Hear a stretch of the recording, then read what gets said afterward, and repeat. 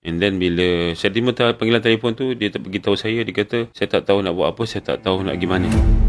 Cuma saya dengar radio tadi ada penombor ni, so saya call. Saya rasa hari ni hari terakhir saya. Data menunjukkan bahawa cubaan bunuh diri banyak perempuan, tetapi yang berjaya bunuh diri, bunuh diri yang jaya adalah lelaki. Kalau merujuk pada diri kita sendiri, lelaki, saya tanyalah, sebenarnya apa masalah lelaki sekarang ni?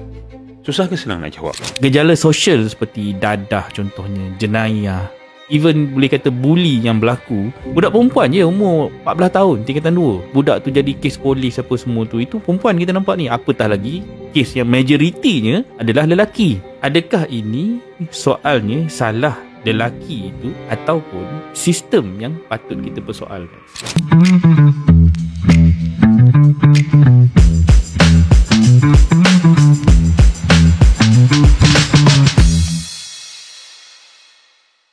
A'udzubillahi minasyaitonirrajim. Bismillahirrahmanirrahim. Assalamualaikum warahmatullahi wabarakatuh. Ini alhamdulillah bertemu kembali kita dalam podcast Qawam, dibawakan oleh Jakim, Ikram dan juga Renation, untuk kita sama-sama membincangkan perihal kisah lelaki-lelaki yang nak dibentuk menjadi Qawam melalui episod-episod yang telah pun kita sediakan khusus kepada mereka yang ingin mendapat penjelasan dan juga kefahaman lebih mendalam tentang peranan dan fungsi lelaki di zaman ini. Okey, insyaAllah hari ini episod kita mungkin akan menjadi salah satu daripada episod yang berat, yang memerlukan kepada komitmen kita semua untuk mendengar, dan yang pastinya dia sangat dekat dengan realiti kehidupan kita, terutamanya bagi para lelaki, para suami, para anak-anak di luar, anak-anak muda dekat luar sana, yang mana di sinilah input yang kita cuba sampaikan untuk bercakap tentang perihal lelaki-lelaki Qawam ni. Jadi kalau kita bercakap tentang lelaki Qawam, selalunya kita akan membayangkan lelaki tu mestilah seorang yang hebat. Dia nampak tough, dia nampak gah dari segi namanya, dan dari segi prinsip, dia mesti seorang yang bertanggungjawab.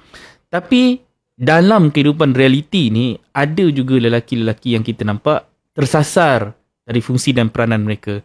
Okey, adakah lelaki-lelaki ini gagal, atau sebenarnya lelaki ini digagalkan oleh sistem dari segi suasananya ataupun kehidupan mereka, ataupun akibat daripada trauma yang berlaku dalam masyarakat? Jadi hari ini kita nak cuba selami dunia lelaki ini yang mungkin ada yang terjebak dari sudut gejala sosial, yang pada mata kita mereka ni nampak kasar, tapi sebenarnya ada parut, ada luka yang menyebabkan mereka menjadi begini. Jadi bersama dengan saya sekarang ni, Encik Noh Saiman dari LPPKN, yang saya bawakan sebagai panel kita pada hari ini atas dasar pengalamannya yang dah berpuluh-puluh tahun berdepan dengan kes-kes yang pada kita nampak lelaki-lelaki ini keras, tetapi hakikatnya di dalam mereka ini adalah lelaki yang rapuh dari segi jiwa mereka. Jadi sebelum tu, saya nak minta sedikit pengenalan diri daripada Encik Noh Saiman, memperkenalkan latar belakang dan juga apakah kejaya sekarang ni yang menyebabkan terlibat dengan kes-kes yang sebegini. Kes yang bukan gejala sosial. Bukan gejala sosial. Okey. Nama saya masih lagi belum berubah, Muhammad Nur bin Saiman. Alright. Saya pada Lembaga Penduduk dan Pembangunan Keluarga Negara, satu agensi di bawah Kementerian Pembangunan Wanita, Keluarga dan Masyarakat. Saya bertugas di bahagian Kesihatan dan Keluarga Ibu Pejabat, mengetuai unit kaunseling dan intervensi. Saya dah berkhidmat di LPPKN lebih kurang nak masuk tahun depan 22 tahun lah. 22 tahun? 22 tahun. Tapi nampak muda kan? Nampak. Masih remaja? Masih remaja lagi. Itulah, kita nak tunjuk Qawam tadi kan. Tapi kita nak, dan di LPPKN ni kita punya surat beranak kita adalah pembangunan keluarga, kesihatan reproduktif dan juga kependudukan. Ketiga-tiga tu adalah kita punya surat beranak, iaitu di LPPKN. Dan bila bercakap dengan tentang soal lelaki ni, antara unit asas dalam masyarakat ini adalah keluarga. Dan keluarga dikira dekat Malaysia ni, counting dia ialah bila family. Family tu dimulakan dengan perkahwinan. Perkahwinan tu antara suami dan isteri, lelaki dan perempuan. Dan macam biasalah, biasa ketua keluarga tu adalah lelaki kan. Yang dinikahkan tu, yang salam dengan wali tadi tu, dengan itu adalah lelaki juga. So memang ketua keluarga tu adalah lelaki lah. So kita di bawah bahagian kesihatan keluarga, di bawah unit kaunseling dan intervensi memang adalah di seluruh Malaysia kita fokus kepada kaunseling keluarga dan perkahwinan. Khususnya membabitkan ahli keluarga bagi ibu bapa dan juga anak-anak. Itulah sedikit lah. Sedikit tu pun, tapi dia dah mencerminkan, menggambarkan pengalaman yang 22 tahun.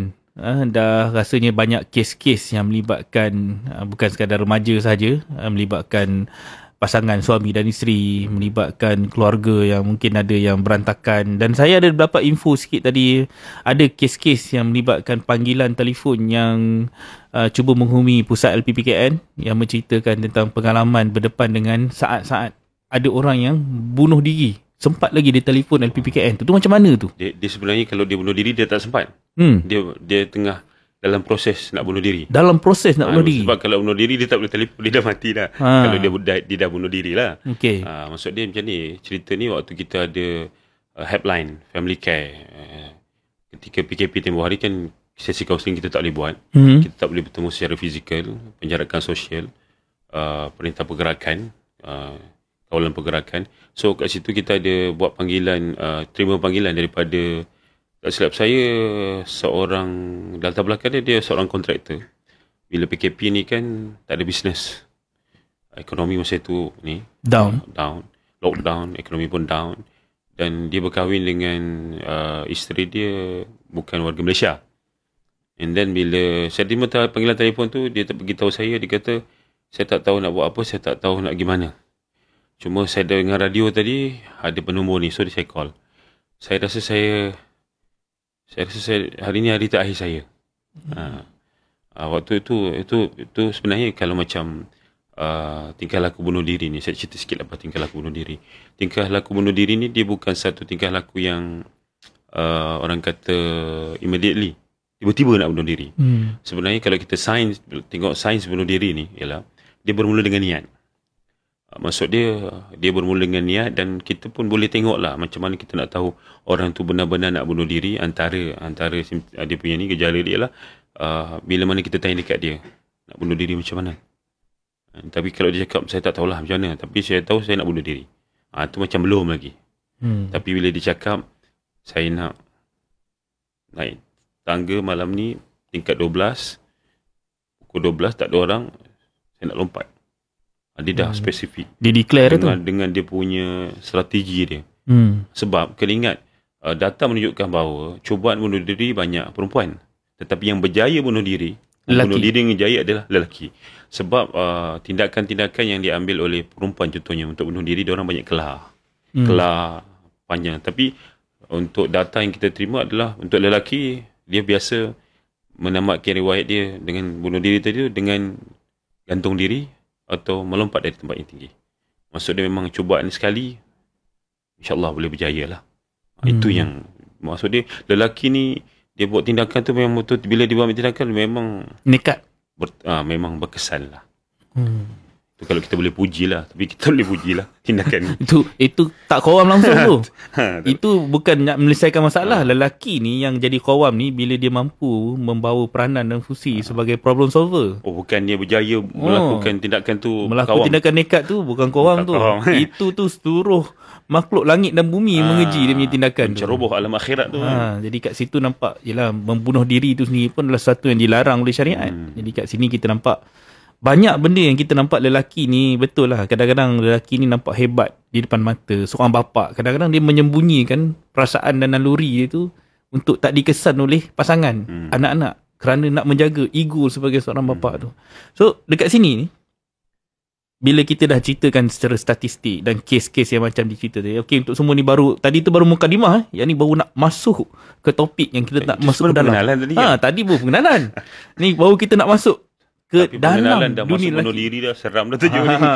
Dia sebenarnya intro tu yang menyebabkan orang nak tahu lagi lanjut. Suspense sikit lah. Suspense sikit. Sebab kita berdepan dengan pengalaman realiti orang yang dah pernah orang berdepan dengan situasi-situasi. Tapi saya nak sambung sikit yang cerita tadi. Saya tak cerita rupanya. Saya terlupa. Okay, so macam ni kita handle kes yang tadi tu kan. Okay.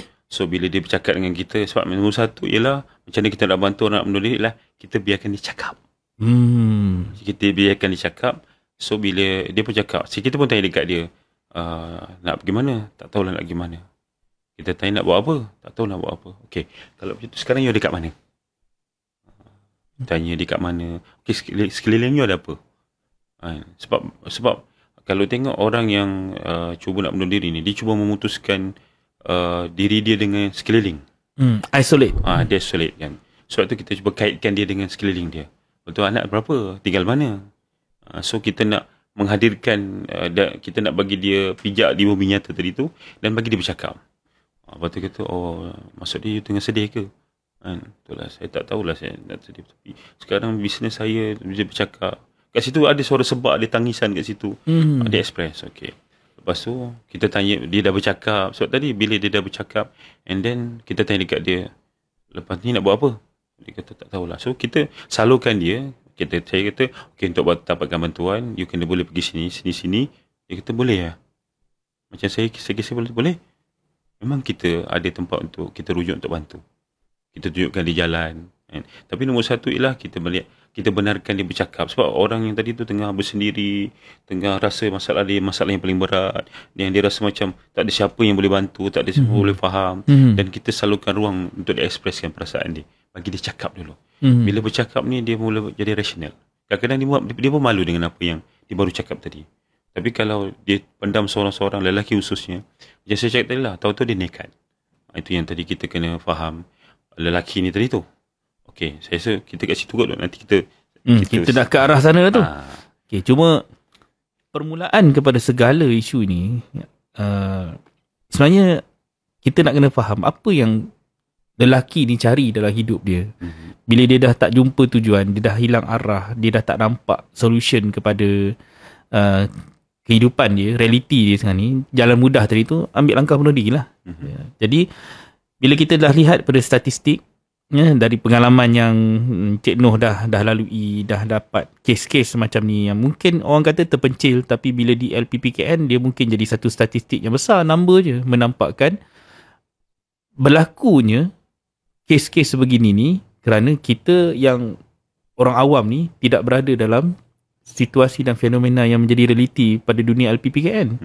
Jadi gejala sosial seperti dadah contohnya, jenayah, even boleh kata bully yang berlaku sampai levelnya daripada sekolah. Baru-baru ni ada kes, kalau kita tengok dalam berita, ada satu video yang tular tentang budak perempuan je umur 14 tahun, tingkatan 2, sampai membuli budak tu, jadi kes polis apa semua tu. Itu perempuan kita nampak ni. Apatah lagi kes yang majoritinya adalah lelaki, yang budak-budak sekolah, sampai kesnya kadang-kadang beratnya tu sampai melibatkan kes kematian.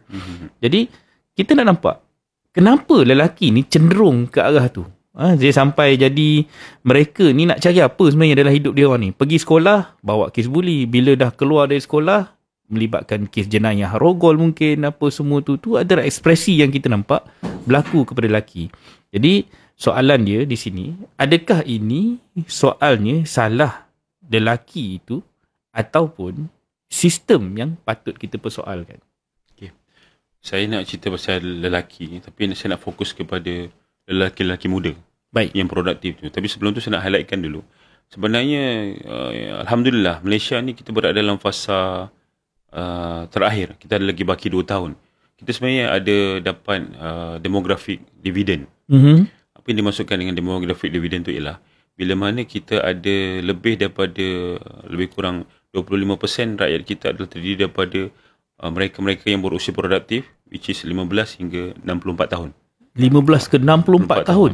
Kita ada tu, dan itu adalah usia-usia produktif. Okey. Yang dia boleh menyumbang kepada pembangunan negara. Pembangunan negara. Which is kalau kita negara membangun dan kita ada dividen demografik macam tu, memang kita di dalam track yang betul. Sekiranya kita berjaya mengurus. Okey.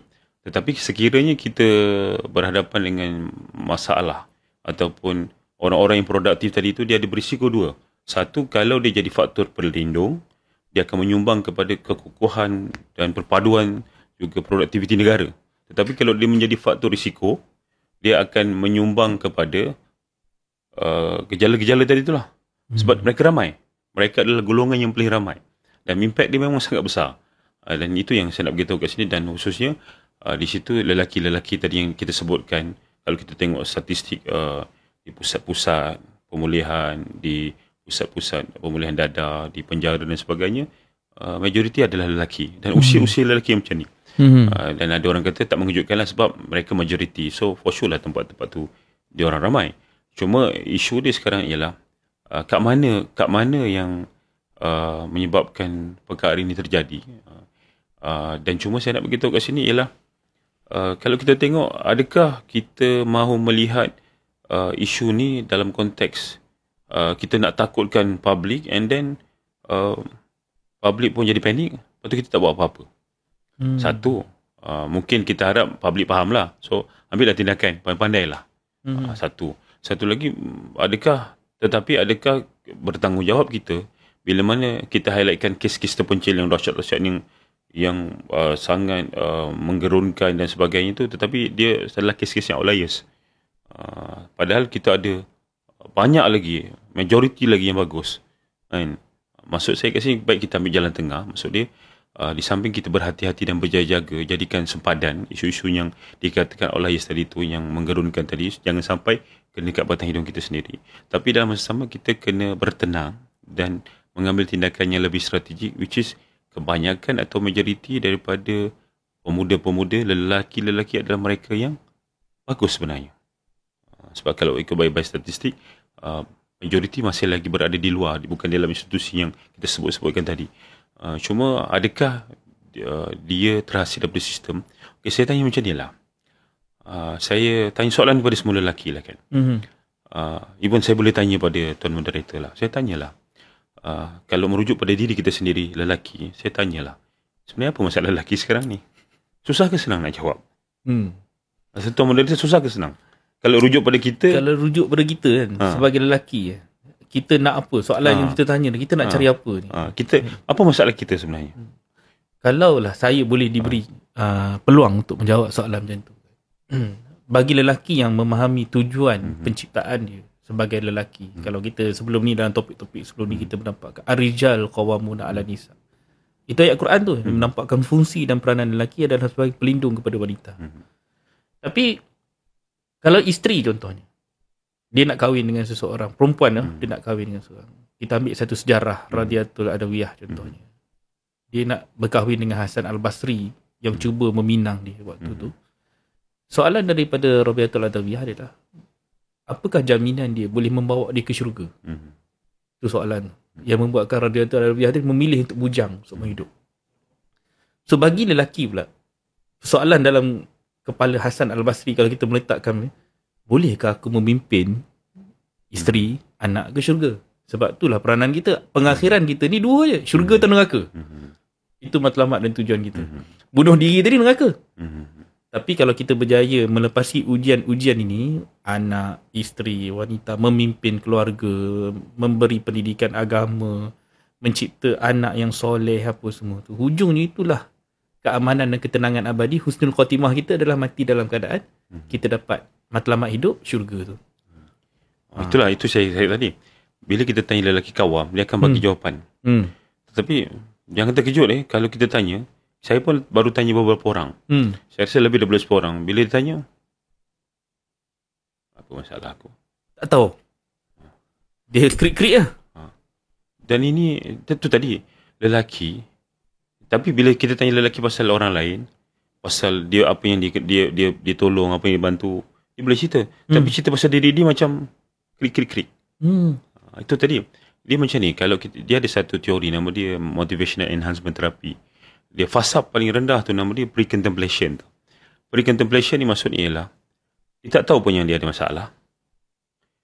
Dia tak tahu pun dia kena berubah. So, orang yang berada pada fasa pre-contemplation ni, kita nak buat dengan apa-apa pun tak boleh. Sebab dia pun tak tahu apa masalah dia. Dia pun tak tahu apa yang dia kena buat. Macam contoh, orang sibuk katakan, lelaki ni teruk. Dia tanya kat dia betul. Teruk. Itu fasa pre-contemplation.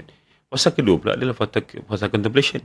Dia dah tahu dah apa masalah dia. Dia dah tahu apa dia kena buat. Tapi itu pun belum selesai lagi. Dia tak tahu macam mana nak buat. Dia tahu je apa dia kena jadi macam mana. Tapi macam mana nak buat, dia tak tahu lagi. Dan kalau dia tahu pun, dia kena untuk buat sesuatu perkara tu, lelaki yang penuh dengan tanggungjawab, penuh dengan liability, penuh dengan komitmen, dia kena ada kemahiran. Kan? Dan untuk ada kemahiran, dia tak boleh automatik kita pakai gear D terus jalan. Dia kena belajar.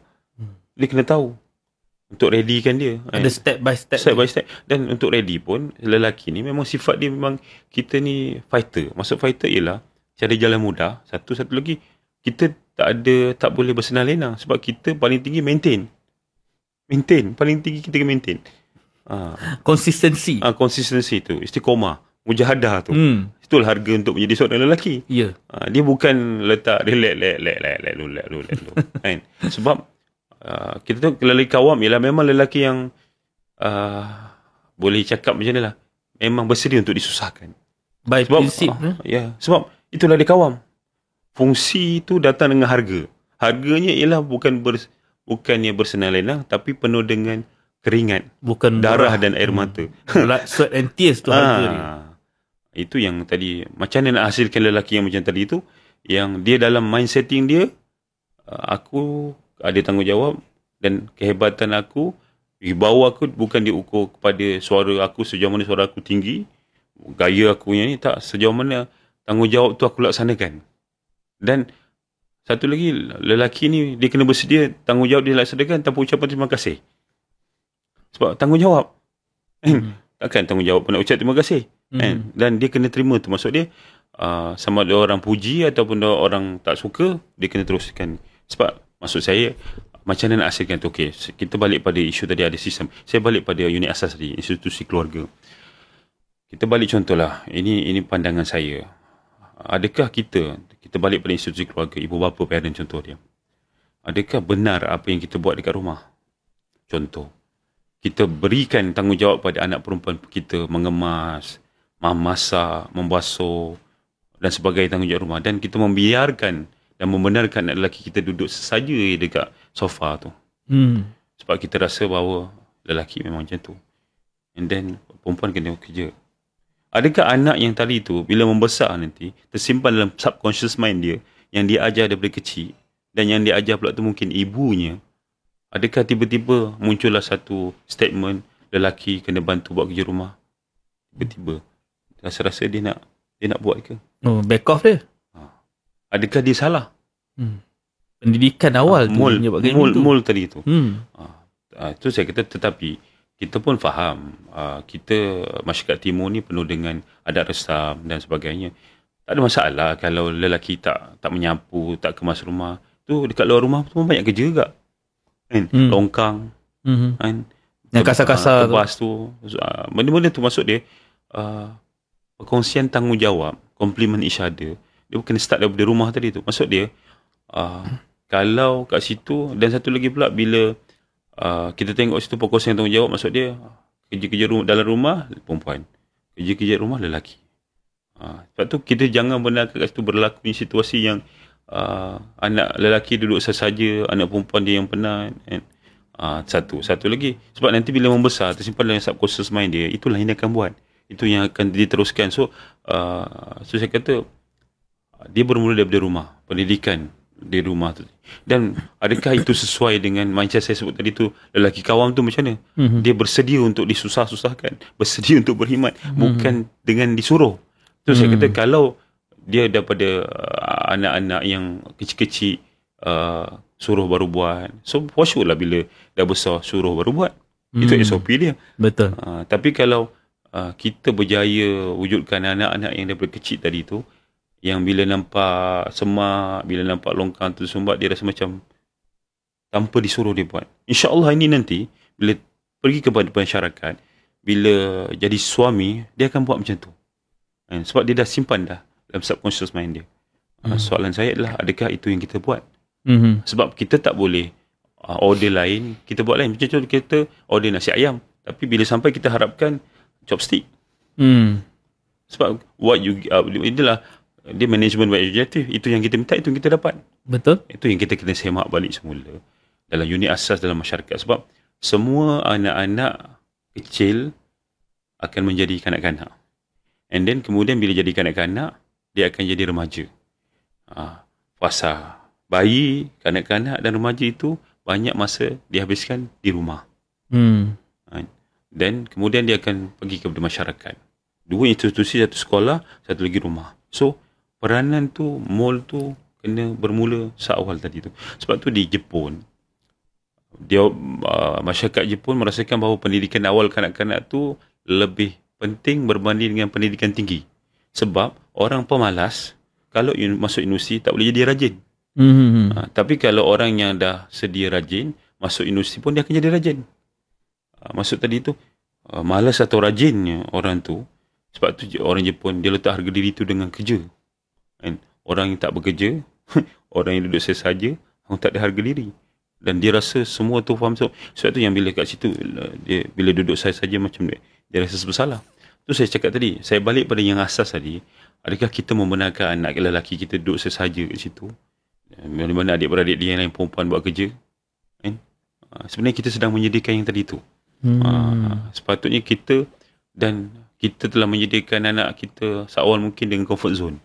Dan akhirnya nanti dekat masyarakat pun dia akan cari comfort zone. So saya kata dia bermula dengan pendidikan di rumah, unit asas dalam masyarakat tu tadi. Dan dia macam mana cakap, dia ada 2 benda yang kita tengok dalam pendidikan ni. Kita tengok outcome dia lah. Dia ada KAP, dia ada knowledge, dia ada attitude, dia ada practices. Alhamdulillah dekat Malaysia ni, kita tak nafikan peringkat knowledge insyaAllah lepas semua.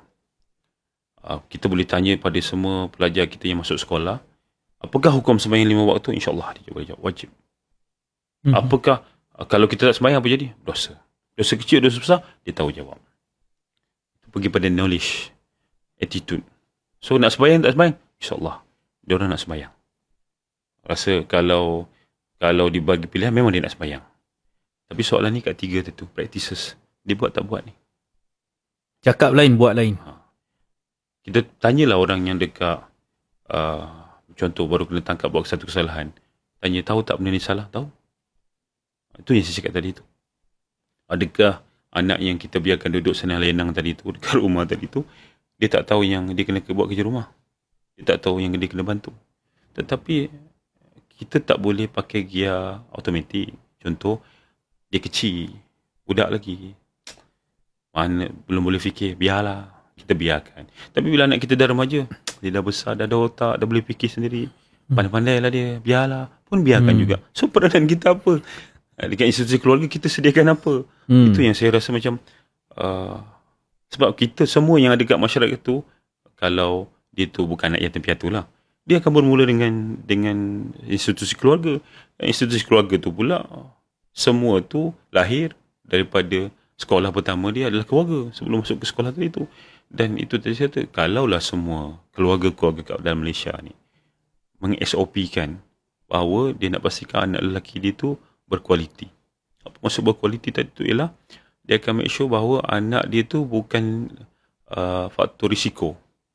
Faktor risiko tu maksud dia dia duduk dalam rumah macam ini. Kalau dia ada memang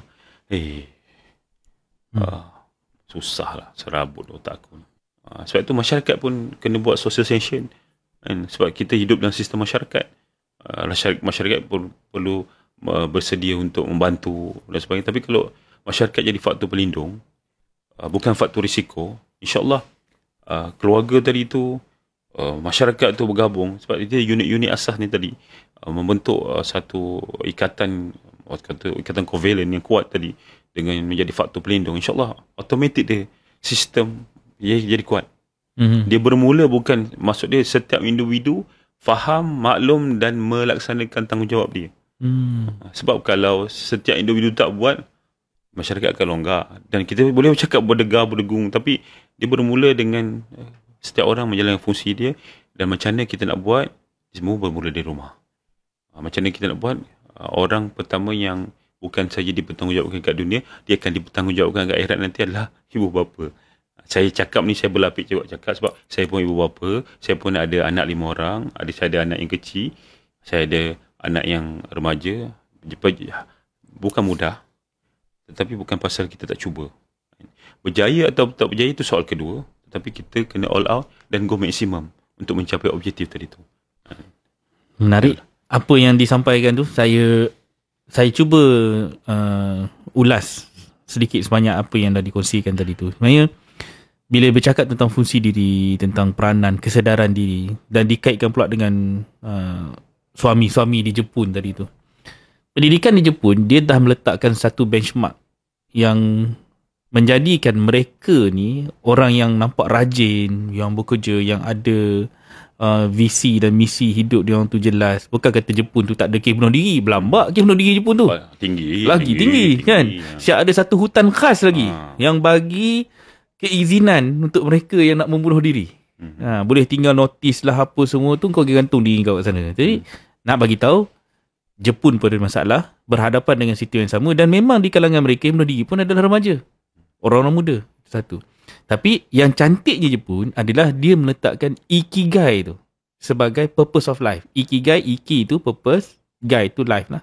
Jadi mereka menjadikan itu sebagai matlamat hidup. That's why kalau kita tengok dari segi dasar pendidikan tadi tu, anak-anak di Jepun yang di sekolah, mereka dah buat kerja-kerja daripada awal. Basuh pinggan sendiri, mop lantai, apa semua, baik lelaki baik perempuan. Why? Untuk menampakkan tujuan mereka ke sekolah bukan akademik dulu, tetapi akhlak dulu. Itu sesuatu yang menarik lah. Jadi yang diceritakan tadi tu, konsep nukleus kepada sistem tu, yang pertama sekali bermula daripada keluarga. Dari keluarga ni, yang kita nak cerita tentang sistem tadi. Sebab yang kita nak cerita ni, soalan yang kita nak bawa seterusnya dari pengalaman Cik Noh ni, adakah ini lebih kepada kegagalan individu atau sistem yang tak pernah serius untuk bantu lelaki ni berkembang secara sihat? Kerana kalau kita ambil petik daripada apa yang Cik Noh kongsikan tadi tu, bermula daripada keluarga, alam daripada bayinya, alam remajanya, alam yang mendewasakan dia tu, dia melalui proses. Prosesnya dia kena masuk dalam sistem tu. Sistem daripada rumah tangga, keluarga tadi. Bila keluar ke sistem pendidikan, duduk di sekolah pula dia akan dibentuk oleh ilmu tadi tu. Dia belajar, dia socialize, dia akan duduk dalam sistem. Di situlah berlakunya kadang-kadang buli. Dekat situlah kadang-kadangnya berlaku pembentukan prinsip, akhlak, karisma. Anak tu boleh jadi pemimpin ataupun tidak. Sebab di sekolah, anak diajar untuk dia membentuk karakter diri dia dibawa ke stage seterusnya, peringkat seterusnya, level seterusnya. Nak diangkat masuk level universiti pula. Di situ nampak pengembangan diri dia. Boleh bawa diri ke tidak. Dekat sekolah, spoon fed. Dekat universiti dah kena masuk berdikari pula. Tapi, semua yang berlaku dalam sistem pendidikan ni, sekolah ni, adalah untuk mencipta satu produk. Yang tadi kita bincang tadi tu. Kualiti tadi tu, daripada umur berapa belas tahun sampai 64 tahun tadi tu, to prepare mereka menjadi aset negara. Yang produktif lah. Maksudnya, dia mampu menjadi produk kepada negara, aset kepada negara, menghasilkan pembangunan dan keuntungan kepada negara. Tapi kalau mereka gagal, maka mereka menjadi liability. Jadi soalannya ni di sini ni, adakah ini lebih kepada kegagalan berbentuk individu ataupun kepada sistem yang tak pernah bantu lelaki ni? Okay. Saya nak jawab tu, dia ada pull and push factor lah. Yes. Saya ambil faktor internal orang muda tu sendiri. Kita ambil kohort umur belia lah. 15 ke 30 tahun. Okay. Kalau kita tengok sekali imbas, kita akan tengok diorang ni apalah, orang muda ni teruk lah, tak boleh fikir ke, dah tak macam dulu lah. Diorang ni nak enjoy. Saya cerita sikit, kita pergi go in depth sikit. Kita tengok apa yang berlaku pada fasa umur 15 sampai 30. Saya ambil satu umur 15 tahun yang mula tu tadi. 15 tahun ni adalah satu fasa ialah, dia tengok semalam dia adalah kanak-kanak, dia tengok esok dia adalah dewasa. Dia berada dekat tengah-tengah. Dia pergi kawan dengan budak-budak kat belakang. Orang akan cakap dia, "Weh, kau dah besar, kau kawan dengan budak-budak apa? Pergilah." Okay. Dia pergi kat orang dewasa pula. Dia kata, "Weh, kau budak lagi. Buat apa kau duduk sini? Belah lah." Tahu tak dia dekat mana? Dia berada dalam dilema. Dan untuk survive dalam transisi tu bukan mudah sebenarnya. Sebab itu kita kena raikan bahawa orang muda ni, di samping dia ada tenaga, dia ada potensi, dia pun berhadapan dengan dilema yang banyak. Satu, kita ambil pula umur 18 tahun, umur layak mengundi. Semalam, dia budak sekolah. Besok, dia orang dewasa yang kerja. Dan ini transisi dia. Ingat senang ke daripada sekolah, segalanya diaturkan, everything free, makan tanggung, berak cangkung. Sekarang ni, dia kena berdiri atas kaki dia sendiri. Transisi tu bukan mudah. Dan satu lagi, betul dia ada, mungkin dia dah belajar TVET, dia ada ilmu, dia ada kemahiran, tapi dia tak ada pengalaman. Mereka juga berisiko. Satu. Kita ambil satu lagi jelas umur. Umur perkahwinan pertama bagi wanita dekat Malaysia 27 tahun. 27.5. Kan? Katakan umur pertama kahwin untuk lelaki 28-29 contoh. Itu umur dia, belum sampai 30 tadi. Umur kahwinan pertama tu. Semalam dia bujang, esok dia dah berkahwin. Ini transisi dia. So soalan saya ialah, betul dia datang khusus perkahwinan, tapi dia tak ada pengalaman. So siapa yang ada pengalaman kat situ? Mak bapak dia tu. Mak bapak dia orang dewasa. Orang dewasa. Adakah mak bapak dia orang dewasa, masyarakat bagi tahu, berkongsi pengalaman dengan dia? Mereka tengah teraba-raba. Adakah kita bantu mereka? Soalan saya ni, kita boleh tanya pada diri kita sendiri. Kita dah lalu dulu umur 15, 18, umur berkahwin. Ingat senang ke tuan puan? Sebab tu kita kena raikan bahawa orang muda ni di samping mereka mempunyai potensi yang sangat besar, tetapi juga mereka mempunyai risiko kerana mereka berada di persimpangan, 3 persimpangan tadi tu. Dan mana-mana yang terseliu, tergelian ataupun tersasar kat situ dalam transisi tadi, which is kita pun tak boleh salahkan mereka sepenuhnya, sebab kita pun ada tanggungjawab juga terhadap mereka. Itu yang tadi, bila mereka gagal menempatkan diri mereka mencari identiti dan tak dapat identiti, dan dia terasing jadi kelompok minoriti dan tak ada siapa bimbing, dia jadi faktor risiko. Itu saya cakap, internal factor mereka sendiri, sebab mereka berhadapan dengan dilema-dilema tu tadi. Satu. Yang kemudian faktor luaran. Faktor luaran pula, kita pun faham generasi sekarang tak sama dengan generasi dulu. Mereka dimomokkan dengan pelbagai perkataan. Contoh, generasi strawberry, yang dilabelkan oleh orang-orang dewasa. Nampak dia ni nampak macam cantik, sedar, menarik. Tapi kalau tak letak peti sejuk, okey lagi. Keluar dari peti sejuk baru berapa ni, dah lebam, dah lembik. Kan? Lepas tu pula kita dikaitkan dengan diorang ni demand macam-macam, tapi menyumbangi tak. Soalan saya, kalau kita labelkan, kita cari, kita diagnose ada masalah, kita diagnose tahu punca-puncanya. Soalan saya, adakah kita turut sama mencari penyelesaian? Ataupun dia berakhir dengan keluhan? Susah lah. Ini orang sekarang cakap tak gunalah. Komplain je banyak. Komplain banyak. Tuan-tuan puan, kalau komplain je, tak ada solution. Kita bukan menambah, kita bukan bergerak ke arah penyelesaian. Kita tambahkan serabut lagi. Adakah kita mana satu? Kita adalah orang yang cari solution, bersama dengan mereka, sebab mereka adalah majoriti ni, tuan-tuan puan. Saya sebut tadi, dia mewakili lebih kurang 25%. Golongan yang dikatakan 15 ke 64. Dan nanti ada gelombang orang-orang. Sekarang kita berada dalam fasa terakhir lagi 2000 sampai 2027, dividen demografi. Ramai orang muda ni. Yang kita cakap pasal jenis strawberry tu, tahu tak berapa ramai? Majority 25%. Ini dunia ni macam milik dia, tuan-tuan puan. Cerita pasal statistik. Sekarang ni memang kita nampak kita ramai. Kita akan pergi, tuan-tuan puan. Kita mati, diorang ni lah nak ganti kita ni. Adakah contoh kita labelkan dia jenis strawberry, adakah kita nak dia jadi jenis strawberry yang macam tadi tu? Padahal tuan-tuan puan, kalau kita tengok, sebab itulah didiklah anak sesuai dengan zaman dia. Generasi yang kita kata strawberry tadi tu, dia orang ni IT saver. Dia boleh menyelesaikan masalah yang kita kena fikir 3-4 hari, 1 minggu, 2 minggu. Dia boleh selesaikan overnight. Dia boleh selesaikan setengah jam. Contohlah, paperwork. Dulu kita masa konvensional, kita 2 minggu belum tentu siap. Kalau complicated. Ini, dia pakai ChatGPT, tak sampai 5 minit selesai. Dulu yang kita kata susah, bila dia tengok apa benda lah orang tua ni kata susah. Satu lagi, dia boleh sampai ke tempat yang kita rasa jauh, tapi bagi dia dekat.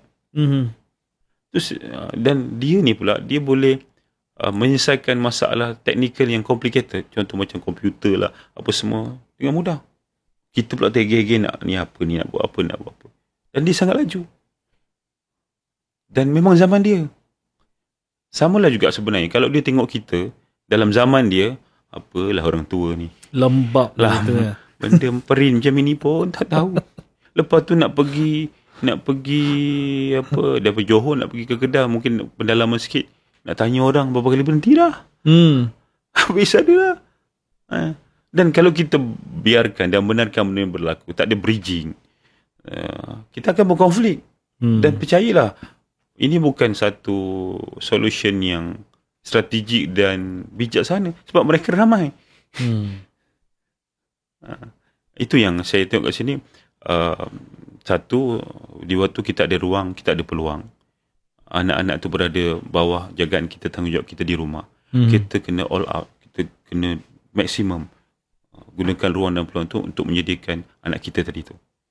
Tetapi takdib dalam Islam pun, dia kena bagi kasih sayang, dan kena bagi disiplin, kemudian kena berkawan. Dan ujungnya apa tuan-tuan? Kita kena bebaskan dia. Sebab dia adalah, kalau dia anak lelaki, dia bukan kita nak tanggung dia. Dia kena tanggung diri sendiri. Kita kena bebaskan dia. Maksudnya macam mana kita nak bebaskan dia kalau kasih sayang dia tak ada? Sebab hiburan paling penting. Manusia ni, apa yang dia cari hiburan, dia cari healing dia apa. Sebenarnya hiburan yang paling ultimate adalah kasih sayang. Dan kalau dia tak ada kasih sayang, dia pergilah satu dunia, nampak macam happy lah, dia gambar lah dekat Facebook dan sebagainya, tapi jauh sudut hati dia. Sebab tu kita, sebelum kita anak kita masuk dalam masyarakat, elemen kasih sayang, disiplin dan sosialisasi tadi kena ada lah. Itulah bagi saya tu, maksud saya kita kena melihat sistem tu mikro dan makro lah. Tapi saya tengok siap situ banyak juga kerajaan buat beberapa inisiatif untuk memastikan benda ni kita ambil perhatian. Dan macam saya cakap, saya lebih sentuh kepada kita kena bertanggungjawab pada unit asas tu, individu, keluarga, masyarakat. Sebab itu adalah, dalam masyarakat itulah unit asas dia. Dan kalau insyaAllah semua main peranan, insyaAllah dia akan jadi faktor pelindung berbanding faktor risiko. Baik, sesuatu yang membuka minda tuan-tuan dan perempuan yang mendengar ini, terutamanya bapa-bapa yang bersifat qawam, yang menjadi rijal dalam rumah tangga ni. Saya nampak kita kena kaitkan benda ni sebagai satu peranan individu lah. Dia bersikap individu kerana pepatah mengatakan it takes a village to raise a child. Jadi dia bukan peranan seorang pula, dia peranan sekampung. Individu ni lah yang akhirnya membentuk satu masyarakat, satu komuniti. Yang komuniti ni lah macam mana kita nak bawa peranan macam dulu-dulu. Kita ambil peranan fahaman kita. Kalau dulunya anak lelaki, anak perempuan ni keluar daripada rumah, keluar rumah saja, dia ada mata-mata yang memandang dan memerhatikan tingkah laku tu. Kalau saya anak yang lahir dalam generasi 80-an, kita duduk dalam kampung yang kecil contohnya, kita buat perangai kat hujung kampung, pagi kita keluar, petang tu mak kita dah dapat laporan dah. TV3 tak ada, NTV7 tak ada, Al-Hijrah tak ada, tapi mak kita dah dapat dah berita tu. Reporter di mana-mana. Dia dah tunggu dah. Dia bukan tunggu saja. Roti panjang siap. Itu peranan rumah. Maksudnya apa saja yang berlaku di luar rumah, hujungnya yang bertanggungjawab ni adalah rumah tu sendiri. Maknya, bapaknya, untuk membentuk karakter anak berdepan dengan masyarakat. Dan kerana kita dilahirkan di zaman itu, kita ni dilihat generasi yang agak kuat berbanding zaman sekarang. Zaman sekarang pula, dulu tough and rugged lah. Zaman sekarang, nobody can touch my son. Sebab kalau kita salah, tingkah kita ni sebagai guru contohnya, yang nak membentuk dengan kekerasan. Dulu rotan boleh, sekarang dah tak boleh rotan. Nanti surat lawyer datang. Nanti surat lawyer sampai. So ini generasi-generasi yang lahir pada zaman sekarang ni, sebab pendidikan ni nak dididik sesuai dengan zaman mereka. Dan zaman mereka very soft dari sudut itu. Tapi dalam soft mereka ni, tetap juga wujud bully, tetap juga wujud gerakan-gerakan tadi macam kata tokan dadah apa semua ni. Sentiasa aing untuk mengambil peluang di atas kelemahan komuniti ni. Kita lalai, kita leka, dia orang masuk. Dan dia orang masuk sebab kita pernah ada satu kes kita ni, kalau kami di Rumah Pengasih Warga Prihatin contohnya, Kita pernah ada kes yang kita mendapat rujukan daripada keluarga, daripada masyarakat luar, yang anak umur 12 tahun, 13 tahun dah jadi tokan lah kat sekolah. Jadi lelaki. Dan dengan duit hasil daripada dadah tu sendiri menyebabkan dia menanggung sara hidup keluarga dia.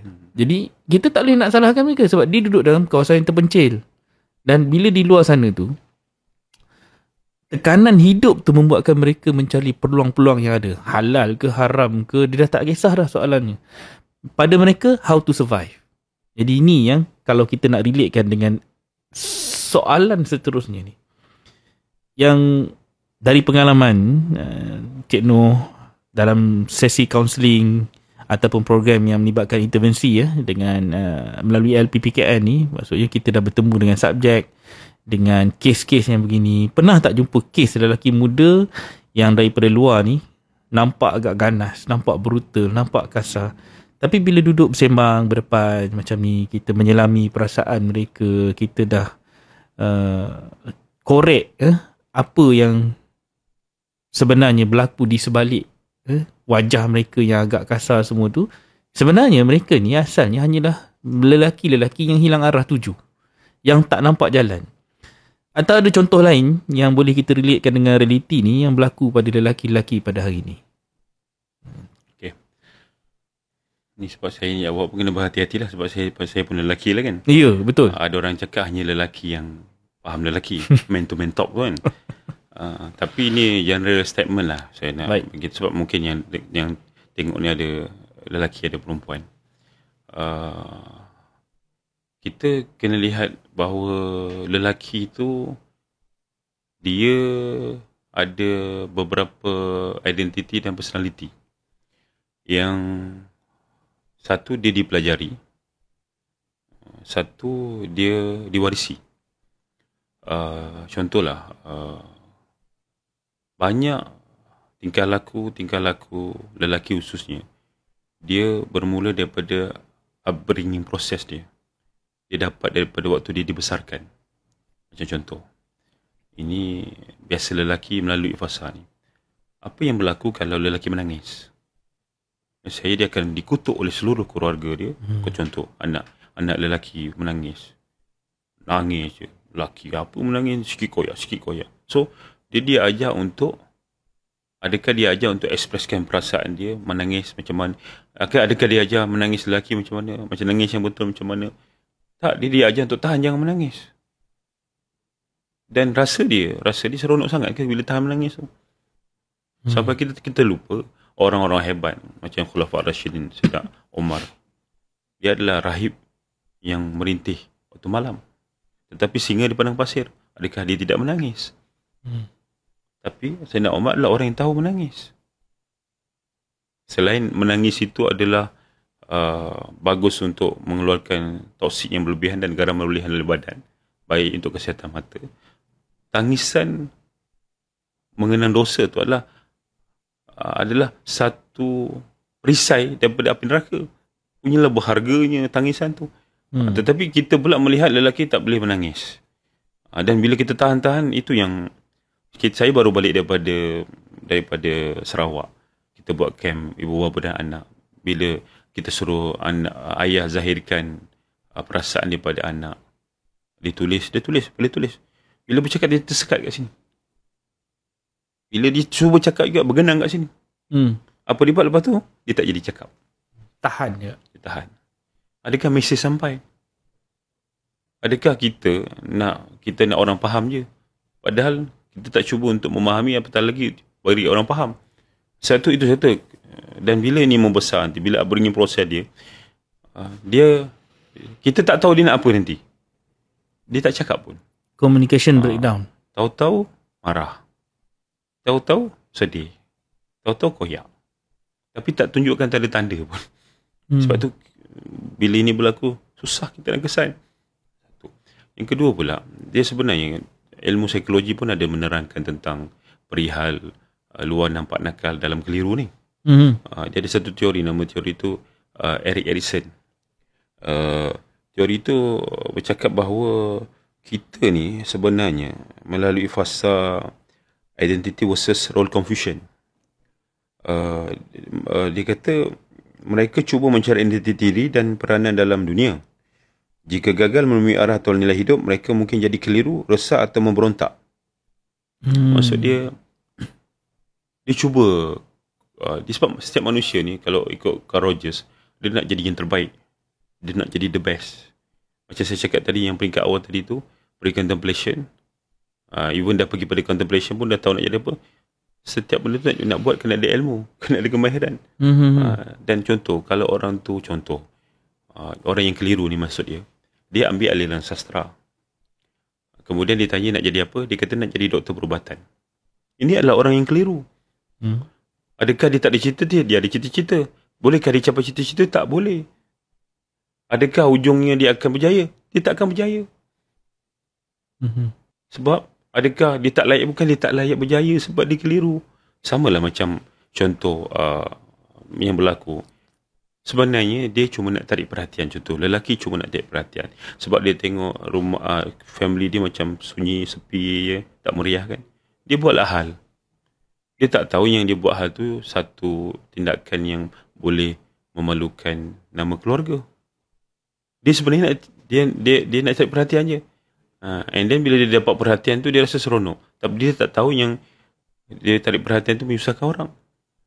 Dan kat situ berlaku lebih malang lagi bila dia buat tu tanpa niat. Dia tak tahu. Macam saya cakap, orang yang keliru ni, dia bukan tak tahu, tapi dia confused. Tu saya cakap tadi, macam tadi, ibarat orang nak jadi doktor tapi ambil aliran sastra tadi tu. Bila orang kata, salah ke aku nak jadi doktor? Bukan bagus jadi doktor. Tak salah, bagus jadi doktor. Tapi bukan ini jalannya. Ini jalan orang yang keliru. Sama lah macam yang tadi. Bila kita tanya dekat contoh remaja, kita cakap dengan dia, dia pun dia macam dia bukan ni mentol tadi tu. Dia jadi macam dia tak makin gelap bukan makin cerah. Itu tadi sebenarnya. Itu saya cakap, itu kalau remaja. Saya cerita pasal pula suami ni pula. Saya jumpa banyak juga suami yang isteri dia sampai nak bercerai. Isteri nak macam ni, tak besar pun benda tu. Dan suami rasa macam benda tu tak ada apalah. Tak penting pun. Sampailah hari terakhir bila kita jumpa dengan pasangan tu, kita suruh suami tengok mata isteri tengok mata suami, dan pegang tangan masing-masing. Sebab masing-masing suami isteri, dan ini hari terakhir sebelum anda bercerai. Besok dah tak boleh pegang tangan lagi.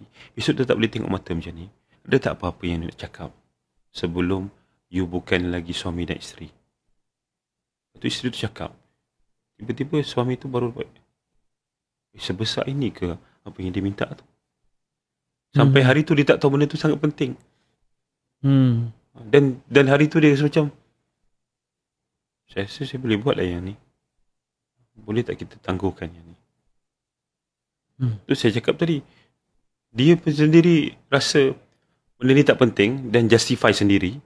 Padahal pasangan dia rasa penting. Sebab dia kata rumah tangga ni bukannya sok sendiri. Dia bukannya permainan single. Dia permainan beregu. Dia give and take. Dia give and take. Dan itu saya kata keliru tadi. Cuma saya ambil contoh kes lah. Kadang-kadang isu OCD ni, contoh obsessive compulsive disorder ni, selalu keluar dekat surat khabar dan sebagainya, cerita pasal satu statement, pasal makan di dalam kereta kena cerai. Ini saya nak kongsi juga kes yang kita handle. OCD yang boleh diagnose adalah psychiatric. Kami kaunselor cuma kita boleh nampak simptom. So saya pernah ada satu kes yang tadi tu. Sebenarnya pasangan pun kena faham yang OCD ni dia bukan buat-buat. Dia bukan mengengada. Dia obsessive compulsive disorder. Contoh, dia memang kereta dia tu sebutir habuk pun tak ada. Sebab kalau ada pun dia tak akan bergerak kereta tu selagi dia tak bersihkan. Sebab dia sangat concern benda tu. Very detail. Dan dia dah cakap pun dengan isteri dia, jangan makan sini. Lepas tu pula bila you makan, contoh you makan karipap tu kan dia macam bersepah-sepah sikit. Dia jatuh. Dia pun marah sangat. Soalan saya, dia marah siapa sebenarnya? Dia marah isteri tu ke? Dia marah abuk tadi tu? So isteri ni pula dia nampak benda kecil. Sama gak yang kes lepas guna berus gigi, ubat gigi tu tak tutup. Sama gak dengan kes yang guna mangkuk tandas tak tutup balik. Bagi kita kecil, tapi bagi dia besar. Dan pasangan ni pula tak tahu yang suami dia ada OCD. Sebenarnya bila kita buat, kita bagi psycho education pada pasangan, yang kita bagi tahu OCD tu macam ni, dia akan jadi macam ni. So macam ni kita nak deal dengan macam ni. Dan saya pun cakap dengan dia, samalah macam contoh orang demam. Contoh orang demam terbaring je kat situ.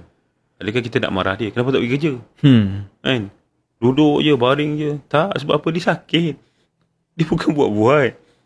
Dan memang kita kena bagi diskaun dekat dia. Kerana dia sakit. Sama juga macam OCD. Dia bukan dibuat-buat. Dia ada disorder tadi tu. Dan kita kena bantu dia melalui detik-detik. Dan bila kita faham, barulah rupanya macam contoh yang tadi, itu je. Dia bukan semua. Tang-tang tu je. Kita kena fahamkan dia apa benda-benda tu. Dan kita bincang. Dan yang orang OCD pun kadang-kadang dia tak tahu. Dia ada penyakit. Bila dia tahu, dia dah faham. Dan isteri dia pun dah tahu dan faham. Benda tu boleh buat bincang. Boleh bincang. Sebab tu tadi. Tapi kalau you keliru, tapi yang keluar daripada diri you, yang contoh you tak tahu pun yang you ada masalah tu. And then, apa you buat ialah you pastikan, jangan.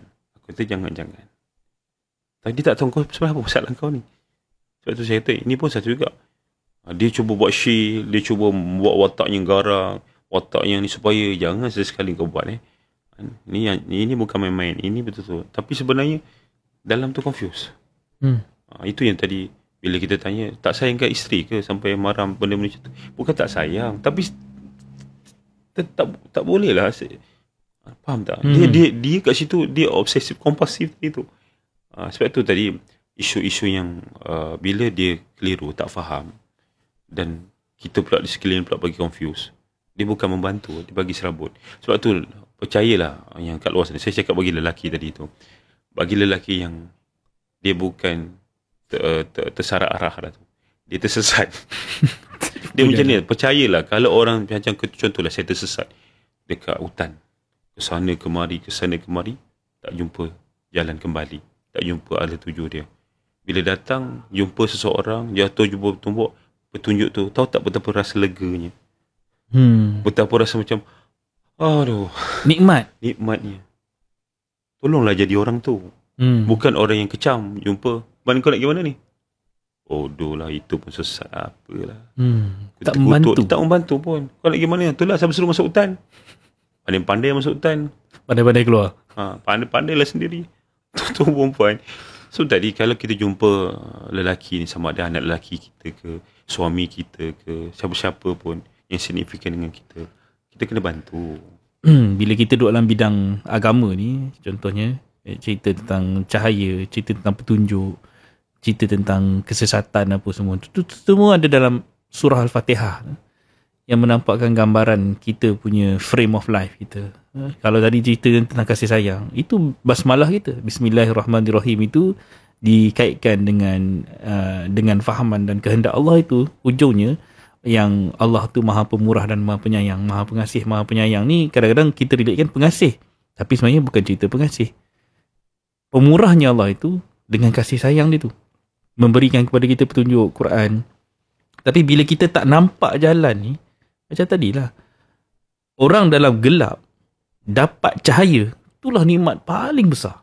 Orang yang sesat tiba-tiba jumpa jalan keluar, itulah nikmat paling besar. Jadi adakah kita ni nak jadi orang yang menutup jalan orang lain sehingga menjadikan dia gelap gelita, tak nampak arah, tak nampak arah tuju, tak nampak haluan dia? Ataupun kita ni bersikap sebagai orang yang membuka jalan, membuka ruang, menampakkan solution, bukan hanya mengecam, bukan hanya pandai komplain, bukan hanya pandai cakap, tapi kita adalah golongan-golongan lelaki yang sepatutnya banyak berbuat. So sebagai bapa, kita meletakkan diri kita sebagai role model orang yang nak menunjukkan jalan, menunjukkan contoh, uswah, menampakkan satu sampel kepada lelaki-lelaki ni.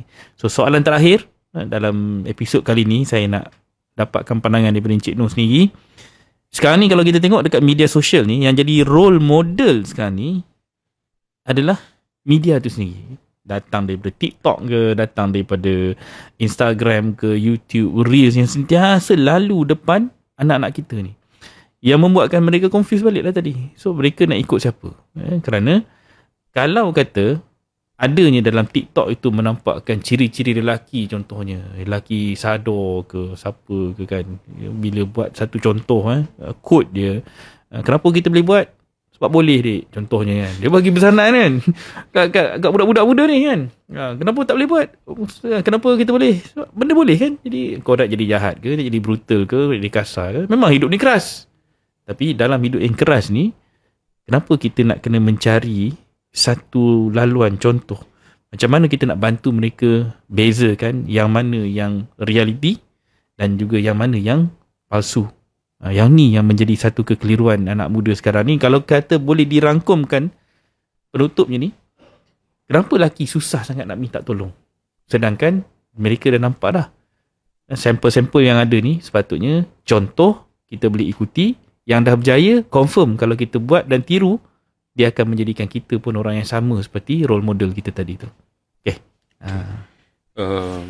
Saya nak ulas benda ni macam ni lah. Dia ada, kadang-kadang kita ambil shortcut tau sebenarnya. Yang menyebabkan kita jadi silap adalah bila mana kita ambil shortcut. Contoh, kita jadikan satu orang kaya jadi role model.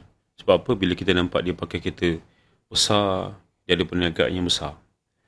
Sebenarnya itu bukan role model. Itu model je. Role model ialah cerita dia macam mana nak jadi itu. Sebab tu kita jangan ambil end result tadi. Kita jangan ambil contohlah 10A, 20A SPM. Itu betul. Tetapi adakah itu cukup untuk jadikan model? Tetapi sebenarnya yang kita nak ikut adalah jalan ni tadi tu. Tapi jalan tu panjang. Bila jalan panjang, orang tak suka. Dia nak shortcut satu. Satu lagi, orang pergi pada yang ekstrim tadi tu. Tapi dia orang tak tengok dia punya proses dia. Yang kedua, lihat pada viral. Dia sebenarnya tak suka pun, tak peduli pun kisah. Tapi bila viral, apa. Dia dah jadi macam viral tu salah satu daripada satu trend. Satu trend. Dan dia pun meramai-ramaikan trend tu. Dan benda yang betul tak betul tu, asal viral, dia bagi pertimbangan khusus. Lepas tu pula, macam contoh isu kenapa lelaki ni susah sangat nak minta tolong. Sebenarnya benda ni benar serius. Even Kementerian Kesihatan Malaysia pun dah ambil satu plan tindakan kesihatan lelaki. Macam saya cakap, antara lain tu memang lelaki ni susah nak meluahkan. Dan memang kita perlu buat satu laluan khas mungkin kepada lelaki ni, macam mana dia nak minta tolong. Macam saya cakap tadi, dia bukan tahu-tahu dia jadi lelaki macam tu. Dia ada naratif dia. Dia ada cerita upbringing, proses dia waktu dia dibesarkan. Dan dia bukan tindakan untuk bantu tu, bukan saja bermula kita bagi psycho education, kita bagi nasihat kat dia. Sebab untuk tuan-tuan, saya beritahu tadi pasal transisi. Untuk contohlah saya memang pun contoh susah nak minta tolong. Tiba-tiba saya diberitahu, you kena minta tolong je, cakap je. Saya tanya soalan, untuk pengalaman pertama ingat senang ke? Berapa ramai yang dia dah cuba, dah tahu dah nak minta tolong ni. Sekali dia minta tolong kali pertama, jadi nightmare. Serik terus dah. Mengarut dah semua ni. Jadi nightmare. Sebab perubahan tu dia perlu transisi. Satu. Dan satu lagi perlu dibantu. Perlu guideline. Adalah memang orang yang dapat je terus boleh laksanakan. Tapi adakah kita nak, dalam masyarakat adalah kita nak jadi orang yang membantu atau orang yang mengecam? Itu yang saya cakap. Macam contoh KKM siap buat November, dijadikan bulan untuk isu kesihatan mental lelaki ni. Sebab lelaki ni dia susah nak ekspreskan, susah nak bercakap. So minta tolong apatah lagi kan. Dia lebih suka prefer dengan rasa persepsi dia bahawa dia bagus macam ni. Itu yang saya cakap tadi. Sekarang ni kita lelaki bercakap dengan lelaki, dan lelaki diukur keberkesanannya bukan kepada sejauh mana dia macho. Yang dekat itu salah satu indikator lah. Dekat luaran dia, badan dia fit, penampilan dia sado, badan fit, boleh lari, boleh angkat beban, boleh bersukan dan sebagainya. Tetapi juga turut diukur dengan kesejahteraan mental, emosi dia, sejauh mana resilient dia, ketahanan dia, daya tahan dia, lepas tu pula ketabahan dia, kan, iltizam dia. Itu adalah satu benda yang intangible, tapi itu perlu ada dalam lelaki, di samping dengan kesihatan fizikal dia. Sebab tu dalam dasar pendidikan kebangsaan ni kita ada jasmani, emosi, rohani, intelektual, spiritual, ada sosial, semua tu. Itu membentuk satu perkara-perkara yang penting untuk membentuk lelaki. Dan dan lelaki ni kena faham, maksud dia banyak benda-benda yang lelaki masih lagi keliru. Tentang bila bercakap nampak lemah, so baik aku diam. Adakah diam tu tak lemah? Satu. Bila menangis nampak lemah, adakah Sayyidina Umar tu lemah? Manusia dan setan takut dengan dia. Dia antara orang yang paling kuat. Adakah dia tidak menangis? Dia menangis. Adakah menangis tu mengurangkan kehebatan dia? Tak. Sebab manusia ni, manusia bukan malaikat. Kita ada masa kita lemah, ada masa kita down, ada masa kita sedih. Dan kita bukan semuanya kita kuat. Iman pun yang kus wayang, dia naik turun kan. Yazid wayang kus. Sama juga kita, semangat kita. Kalau kita tengah kuat, kita boleh support orang. Tapi kalau kita tengah lemah, kita perlu orang support kita. Sebab tu kita orang Islam ni saling mantu-mantuan satu sama lain. Dan saya rasa lelaki ni dia tak suka dengan cakap banyak. Cuma dia suka benda yang simple. So simple ni saya nak kongsi dengan tutup ni saya nak kongsi dengan satu syair lah. Okey. Syair Arab lah. Kalau salah Ustaz boleh tolong. Ada mikrofon ni sedap syair. Tapi saya baca, cakap je lah, bukan lah. Syair tu berbunyi, Laisal jamal jamalil jasadi wal badani wa innamal jamalil ilmi wal adabi. Bukanlah kecantikan itu terletak pada rupa dan paras, tapi kecantikan itu terletak pada ilmu dan adab. Jaga diri, hiasi pribadi, usaha sebagai strategi. Bukan mudah menjadi lelaki, tetapi tanggungjawab lelaki itu perlu kita laksanakan. By hope or by crook. Okey, cantik. Susun kata yang menutup kita punya episod kali ni dengan satu syair yang sebenarnya kesimpulannya adalah kecantikan akhlak itu. Dengan ilmu dia mencipta akhlak kita. Sebab kalau kita tengok dalam surah Ar-Rahman, Ar-Rahman alamal Quran khalaqal insan. Dengan kita mempelajari Quran, kita menggunakan ilmu dari Quran itu, itulah yang mencipta insan. Jadi kalau kata kita tidak memanfaatkan, sebagai Muslim lah kita bercakap ni, kalau dalam Quran Allah menampakkan tentang peranan dan fungsi lelaki, ar-rijal qawwamun 'alan nisa. Kita dalam podcast qawwam sekarang ni yang menampakkan macam mana sifat fitrah lelaki itu adalah qawwam. Dia mesti adalah orang yang mampu bangkit, mampu berdiri, mampu berprinsip. Itu lelaki. Tapi dalam fitrah yang sama juga menampakkan lelaki ni pun ada juga kelemahan dia. Bukanlah dia mesti maksum. Dia mesti jadi orang yang bebas daripada kelemahan-kelemahan tadi tu. Jadi ada masa dan ada kala lelaki ni menangis. Jadi seruan kepada masyarakat yang kita nak nampakkan sebagai refleksi diri kita ni sekarang ni. Kita bukan sekadar nak jadi orang yang hanya mengecam.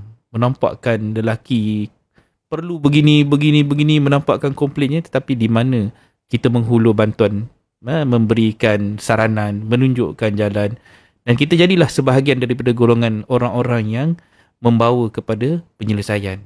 Kita nampak lelaki memang ada banyak masalah, kita tahu. Macam tadi statistiknya yang memenuhi ruang-ruang orang kata pusat serenti ni adalah lelaki. Yang menghisap dadahnya, tokannya itu adalah lelaki. Yang kita nampak yang mempunyai masalah gejala lelaki lembut lah, apa semua bagian ni pun lelakinya juga. Jadi di situ kita dah berdepan dengan satu realiti.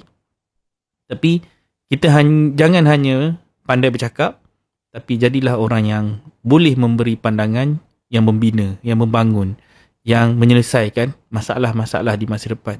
Dan kita faham, tadi dah dinampakkan, antara di kalangan usia between 15, 16 ke 64 tahun ini adalah statistik yang paling besar sekali generasi yang akan bakal membangun dan membina negara ni di masa akan datang. 25%, satu statistik yang sangat-sangat besar pada pandangan kita ni, bukan kecil anak, tetapi mereka adalah harapan kepada bangsa, harapan kepada negara, untuk mereka pula membawa negara ini ke depan. Bagaimana mencorakkannya pula mengikut zaman mereka. So adakah kita jadi generasi-generasi yang akan membantu mereka, ataupun hanya menjadi generasi yang menahan mereka? So kita kena berperanan di tengah-tengah lah. Itulah wasatiyah.